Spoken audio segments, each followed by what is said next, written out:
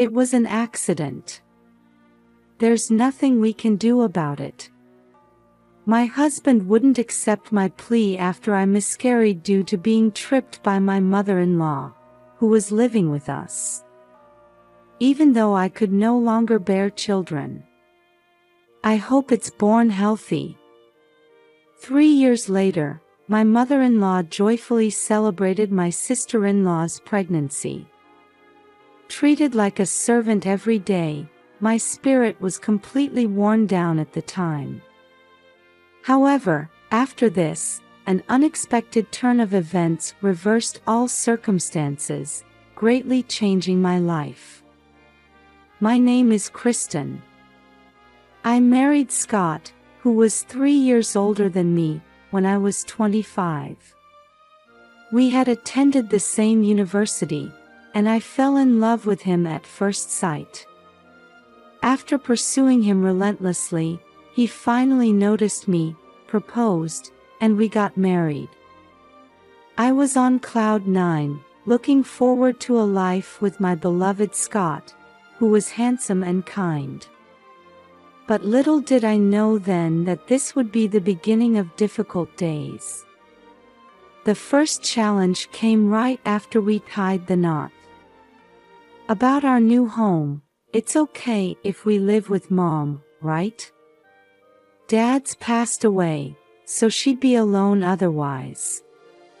I was taken aback by Scott's sudden proposal. Before marriage, I had been living alone, but he had been living at home. I had assumed we would look for a new house to live in together. Huh? Aren't we going to live by ourselves? Actually, Mom told me that if we were to get married, living together was a prerequisite. I never heard about this. I blurted out in shock at my husband's sudden confession. Apparently, he had already made an agreement with his mother to live together without my knowledge. This alone was hard to accept, but there was another problem. It seemed that my mother-in-law didn't like me very much. During our first meeting and at the wedding, she only spoke to me when absolutely necessary and occasionally gave me cold looks. I wasn't confident I could get along with a mother-in-law in such a state. However, my husband didn't seem to understand my concerns at all. What's the problem with living together? Don't worry, you'll get along well with Mom. When my beloved said this with a big smile, I couldn't respond. And so, I ended up living in Scott's family home, pushed by his optimistic attitude. But as I had feared, my concerns came true. Sigh. Your cooking isn't very good, is it? To spend so much time making such tasteless food. But it took so long because you forced me to clean in the middle of cooking. Are you talking back? Just because you're young and my son likes you, don't get cocky. You incompetent girl. It seemed my mother-in-law was jealous of me, her son's wife. She couldn't stand to see me happy, so she made me quit my job saying, a woman should stay at home after marriage, and pushed all the housework onto me, harassing me when my husband wasn't around. She would spill flour right after I had cleaned, or throw away the food I had made. Even when I talked to Scott about it, all he would say was, I'll talk to her, but despite pushing for us to live together, he didn't do anything. So, even though we were newlyweds, I was already stressed out. But in the midst of all this, there was one person who was on my side. I can't believe it. You're leaving everything to Kristen. Mom, you can move too, you need to share the work. It was my sister-in-law, Vanessa, who scolded my mother-in-law for lounging on the sofa while I was doing housework. It's fine. Kristen wants to do it. That can't be true. Scott, you need to properly scold Mom too. Why am I getting scolded too? Vanessa, who was mature for her 22 years, not only scolded Scott, who was watching TV, but also helped me with the housework. Let's do it together, she said with a cheerful smile, and I felt my heart being healed. Vanessa had been friendly with me since I started dating her brother. But there was a reason why she had become so attached to me, related to an incident a few years ago.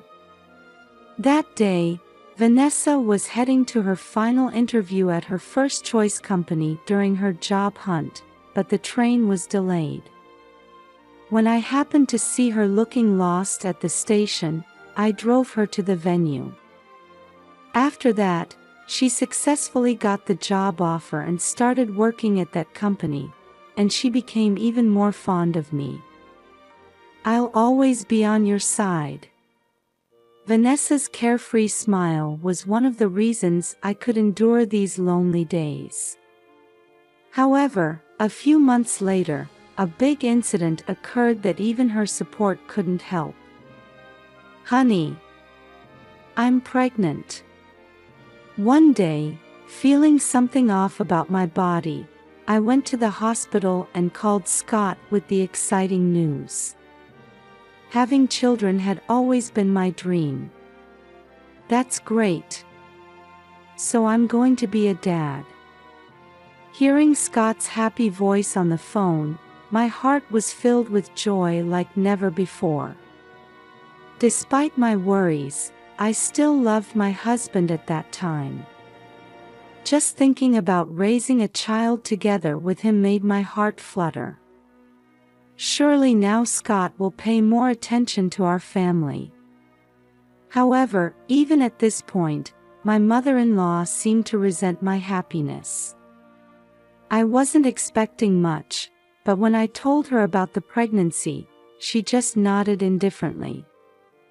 There was no consideration for my condition, rather, she started making me go shopping at distant stores and carry heavy furniture, increasingly burdening me.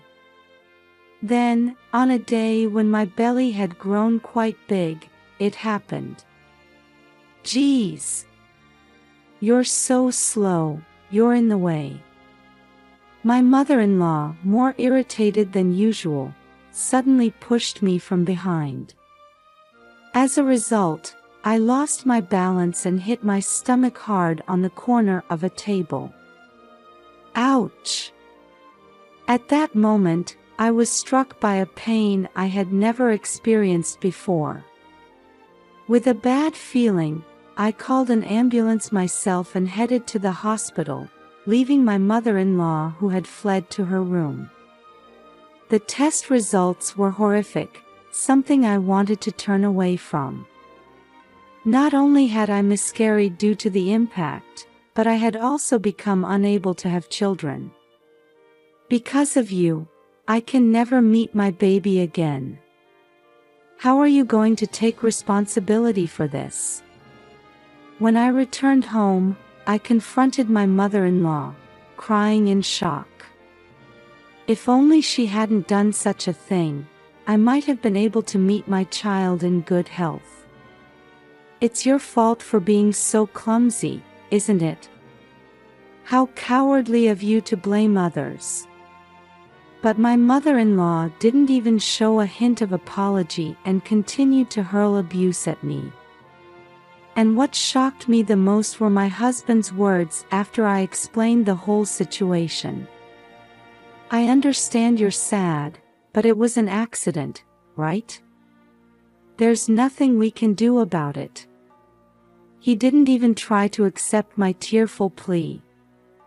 Even though I could no longer hope for children, why did my husband think he could dismiss it as unavoidable? Was his joy over the pregnancy a lie? Let me tell you, don't even think about something stupid like divorce. If you leave, I'll bring Vanessa back to take care of the housework. After Scott returned to his room, my mother-in-law drove the nail in, as if to further crush my despair. Honestly, divorce had crossed my mind, as she said, but I couldn't let my dear sister-in-law go through these days.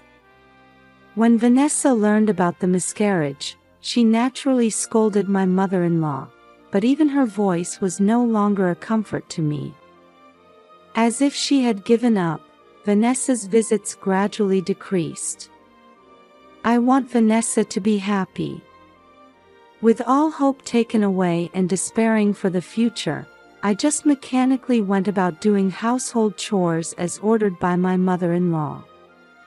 I even felt it was pointless to think about anything anymore. But after 3 years of lonely time, one day, an unexpected turn of events occurred that reversed all circumstances. Vanessa, who hadn't shown her face for a while, came to the house. Actually, I'm pregnant with my loved one's baby. I'm planning to marry him soon. That's wonderful. I hope the baby is born healthy. My mother-in-law was overjoyed at Vanessa's somewhat radiant announcement. It was unfortunate with Kristen, so you be careful.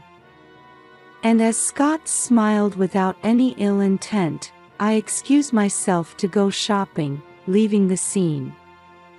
As much as I wanted to be happy about Vanessa's pregnancy, I couldn't bear to see his reaction, which was completely different from when it was me. But that's when it happened. Kristen. When I turned around after hearing my name called, to my surprise, Vanessa had run after me. What's wrong? You need to be careful with your body.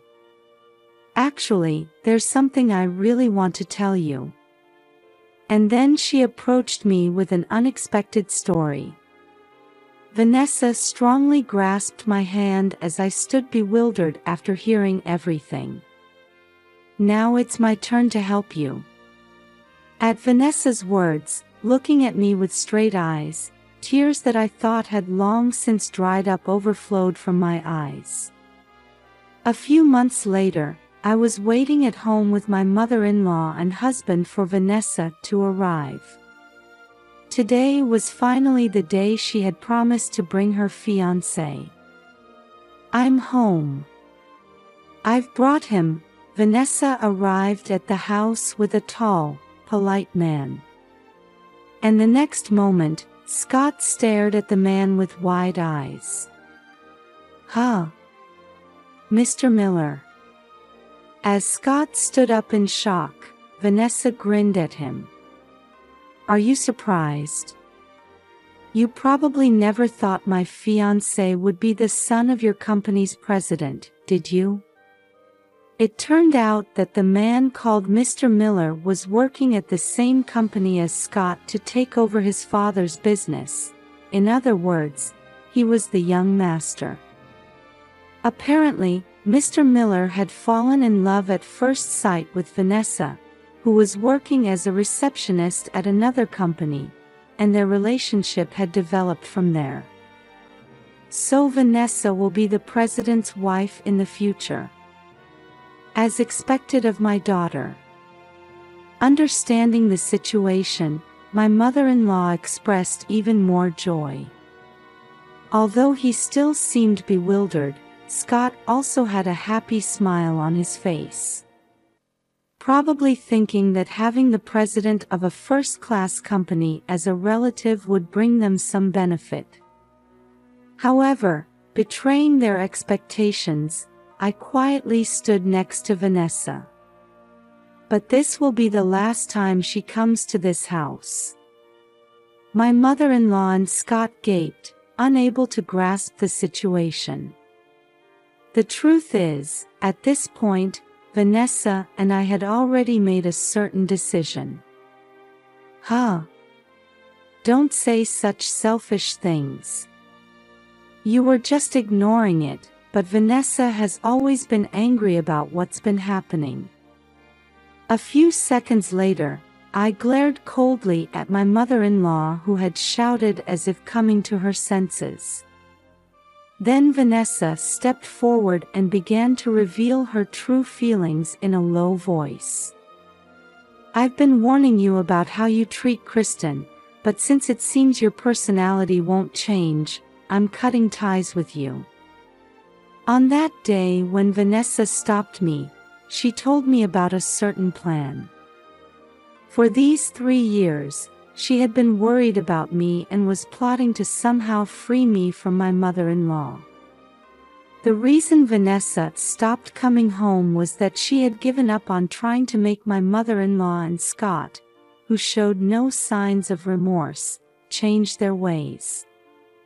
However, she was trying to rescue me with a different strategy. And that plan was to cut ties with her family home, including me, on the occasion of her marriage. Don't tell me you're still holding a grudge about the child. Of course. What Mom did to Kristen is absolutely unforgivable. I was speechless with Scott, who was standing there dumbfounded after being admonished by Vanessa. What on earth did I fall in love with in this man before we got married?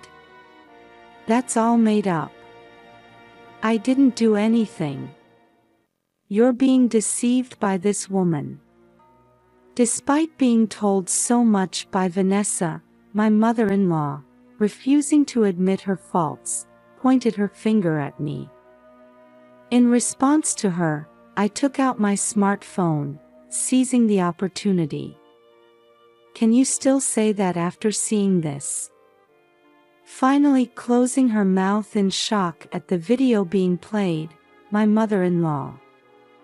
It was evidence footage of harassment that I had been collecting for several months since hearing about Vanessa's plan. Thanks to her, I found courage. I'm submitting this to a lawyer and divorcing Scott. Vanessa gave me an unchanged smile as I strongly declared this. For a long time, I had given up on my own future, feeling hopeless and that nothing could be done. However, thanks to her reaching out to me, I was finally able to take action to carve out a bright future for myself. Divorce? No way. I refuse. By the way, we know what you did too. Vanessa sharply cut off Scott, who had started to throw a tantrum. As if he had a guilty conscience, he stiffened in surprise. And as if this was a signal, Mr. Miller, who had been quiet until now, started to explain the situation, saying, "We did a little investigation at the company." According to him, Scott's self-centered attitude was the same at work.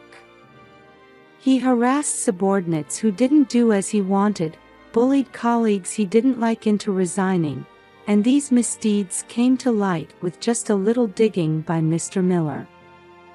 Apparently, this had already been reported to his father, the president, and there was already talk of firing Scott. No way. Divorce and getting fired from work is impossible. How am I supposed to live without a job or family? Realizing the gravity of the situation, Scott turned pale and cried out in anguish. Seeing him collapse, my mother-in-law also started to panic. "Please, both of you, don't say such strange things. Besides, Kristen has nowhere to go even if she leaves here, right? It's already decided that Kristen will be employed at his company. Mom, give it up." At Vanessa's merciless words, both of them turned their gaze to me. "Come on, reconsider. We're husband and wife, right? If things stay like this, we won't be able to live. Help us, Kristen." I sighed deeply at the two desperately clinging to me. In the end, they just wanted to use me for their own benefit until the very end. There was no reason for me to lend a hand to such people. This is all the outcome you brought upon yourselves. Don't make me laugh by asking for help now." And so, I shook them off and left the house with Vanessa and Mr. Miller. After that, I successfully divorced Scott. With the evidence I had gathered, it was determined that the treatment I had received was terrible, and my mother-in-law was ordered to pay $30,000 in compensation. And as Mr. Miller had said, Scott was fired from the company. My mother-in-law and Scott, who had been living on inheritance and pension, are now living in poverty together, I hear. On the other hand, Vanessa cut ties with her family home and is now happily married to Mr. Miller. I also continue my relationship with her, have returned to society, and am now living a fulfilling life. From now on, I want to live